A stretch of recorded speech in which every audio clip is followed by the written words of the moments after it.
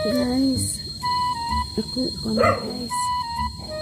Sa luro na ako guys yung itlog guys.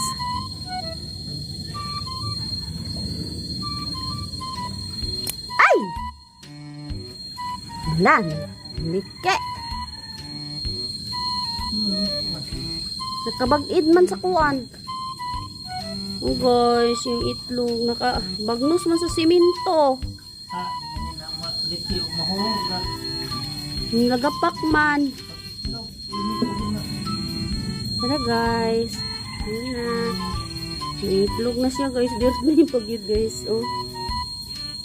Itlog na no. Ito na egg.